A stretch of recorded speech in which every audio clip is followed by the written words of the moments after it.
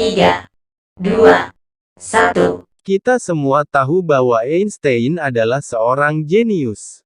Sedemikian rupa sehingga otaknya akan bekerja lebih dari 1000 ilmuwan. Hal-hal yang tidak pernah kita pikirkan apalagi memahami Einstein bekerja pada hal-hal itu dan membuatnya mudah bagi seluruh dunia. Albert Einstein adalah seorang fisikawan yang menerbitkan teori relativitas khusus, E sama dengan mc kuadrat dan merumuskan hukum fotolistrik dan membuat dunia terkejut. Dan karena itu dia dianugerahi hadiah Nobel.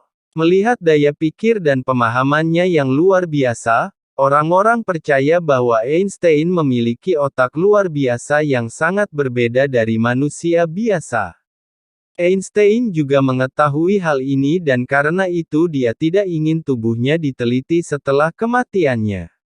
Sebaliknya dia telah menginstruksikan tubuhnya untuk dikremasi. Tetapi hal yang sama terjadi yang ditakuti Einstein. Pada tanggal 18 April tahun 1955, saat Einstein meninggal di rumah sakit Princeton. Dokter datang untuk melakukan otopsi, mencuri otak Einstein secara diam-diam. Karena dia penasaran ingin tahu apa yang ada di dalam otak jenius ini. Dokter yang mencuri otak Einstein adalah Dr. Thomas Harvey, yang lebih tertarik mempelajari otak ini daripada menghadapi konsekuensinya. Ketika rumah sakit Princeton mengetahui tentang kejadian ini, mereka memecatnya. Tetapi Dr. Harvey berhasil mengejar Hans Albert untuk memberinya izin untuk meneliti otak ayahnya dan membiarkan dunia mengetahuinya. Sejak hari itu, perjalanan panjang dimulai untuk otak itu. Dr. Harvey adalah seorang ahli patologi yang hanya tahu tentang postmortem. Dan itulah mengapa dia percaya bahwa dia akan mampu meneliti otak jenius ini. Tetapi situasinya adalah Dr. Harvey kehilangan pekerjaannya di rumah sakit Princeton, dan juga penunjukan ahli patologi. Dr. Harvey membawa otak Einstein ke Philadelphia, Pennsylvania, di mana dia mengambil banyak foto otak dan memotongnya menjadi 240 bagian kecil. Dan mengawetkan setiap bagian dalam stoples terpisah, dia menyembunyikan semuanya di ruang bawah tanahnya. Karena itu, dia bertengkar dengan istrinya. Seperti istrinya yang biasa mengancamnya bahwa dia akan membuang otak ini keluar. Pertengkaran itu akhirnya berujung pada perceraian. Dan Dr. Harvey pergi ke Wichita, Kansas dengan otak, di mana dia mulai bekerja sebagai supervisor medis. Dan di sini di waktu luangnya dia mencoba mempelajari otak Einstein. Setelah itu, ia sering berganti pekerjaan dan pindah ke berbagai kota dengan otak. Bahkan setelah bertahun-tahun Dr. Harvey tidak dapat melakukan penelitian yang solid tentang otak Einstein. Sebaliknya, lisensi medisnya dibatalkan. Dan situasinya sangat buruk baginya sehingga dia harus mulai bekerja di pabrik plastik.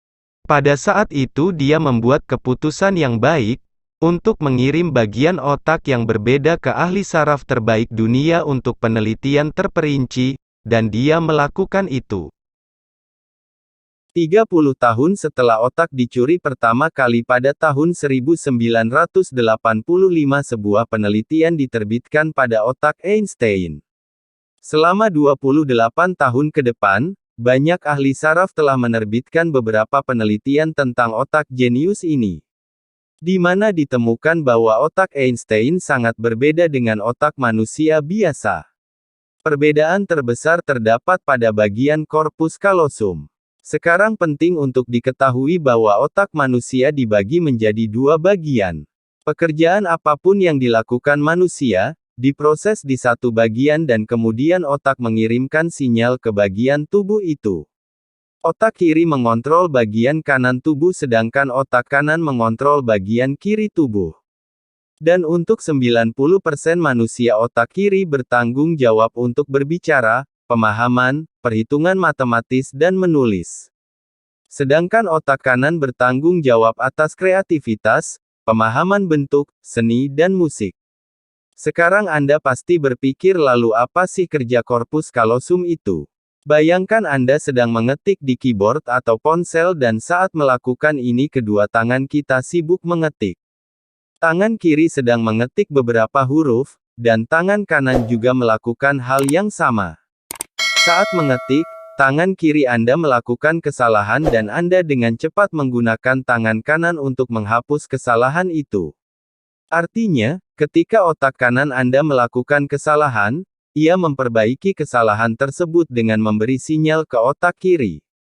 Tautan yang menghubungkan kedua belahan otak disebut korpus kalosum. Dan korpus kalosum Einstein lebih besar dari manusia biasa.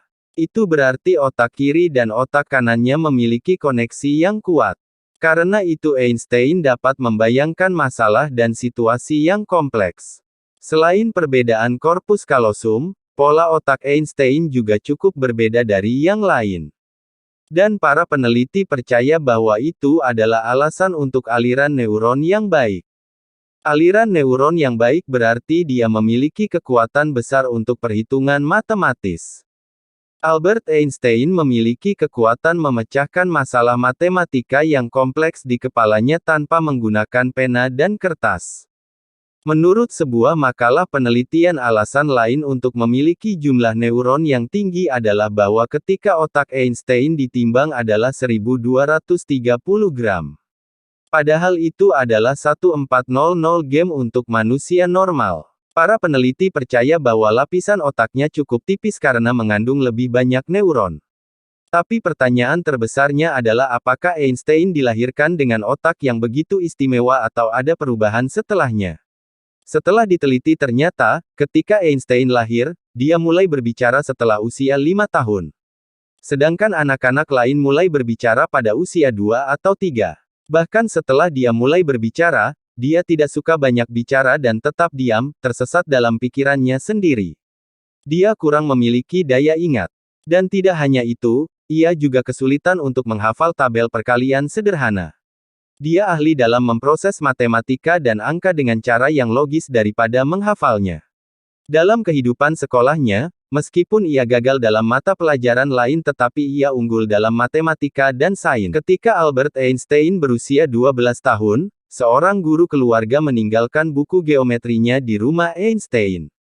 Anehnya, Einstein membaca buku itu dalam 1 hari dan membersihkan konsep geometrisnya. Tidak hanya itu ia menjadi master kalkulus integral dan diferensial pada usia 14 tahun. Cengkeramannya pada matematika dan sains begitu kuat sehingga para profesor menjadi gugup ketika ia mengangkat tangannya untuk mengajukan pertanyaan karena seringkali pertanyaan Einstein bahkan sulit untuk diselesaikan, guru untuk memahami. Di usianya yang sangat muda, dia ingin merangkum hukum alam semesta dalam persamaan kecil, dan ini menjadi misi hidupnya. Pada usia 26, Einstein menerbitkan 4 makalah penelitian dan membuat dunia terkejut. Dan karena itu dia diberi gelar PhD dan dianugerahi hadiah Nobel karena memainkan peran luar biasa bagi kemanusiaan. Tanpa tesis Einstein, sains tidak lengkap. Banyak dokter dan ilmuwan sampai pada kesimpulan bahwa otak Einstein menjadi istimewa setelah kelahirannya. Alasan terbesar di balik itu adalah ketika dia tidak dapat menemukan jawaban atas pertanyaannya, dia mencoba menemukan jawaban dengan bantuan otaknya. Melakukan hal itu, sejak usia muda, secara khusus mengembangkan otaknya. Hari ini otak Einstein disimpan di Museum The Mutter Amerika, yang diawetkan dengan sangat hati-hati dalam slide mikroskopis.